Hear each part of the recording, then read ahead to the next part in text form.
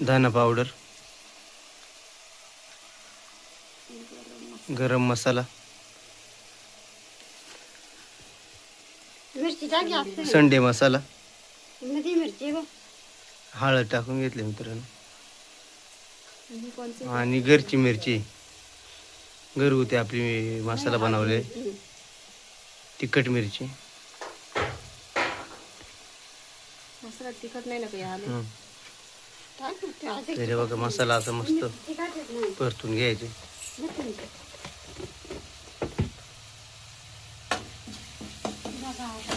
तेल काय कमी पडलं नाही तर बस बस.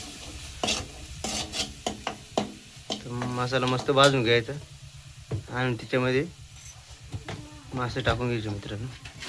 मीठ टाकायचं राहिलं होतं बघा, मीठ टाकून घेतलेलं आहे. मोठं मीठ आहे आपलं बरं का, छोटं मीठ नाही. मोठं मिठाला चांगली चव असते, तर गावाला आम्ही मोठं मीठच वापरतो मित्रांनो. आणि चुलीवर नाही करत, आज आपण गॅसवरच करतो, वेळ नाही, लग्नाला पण जायचे, तर चुलीवर थोडा वेळ लागतो म्हणून.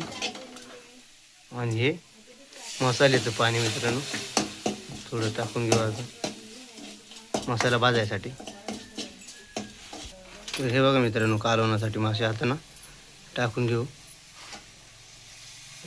थोडं कालवण करायचे आणि बाकी माशांचं आपल्याला फ्राय करायचे.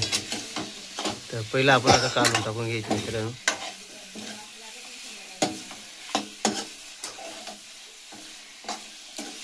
एकदम भन्नाट रेसिपी मित्रांनो, गावच्या पद्धतीने. तुम्ही कशी करताय ना ते मला कमेंटमध्ये सांगा मित्रांनो.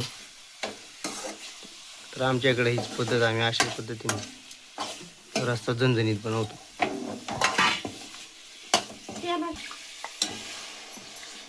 तू काय म्हणतात, हळद जास्त लागते त्याच्यात.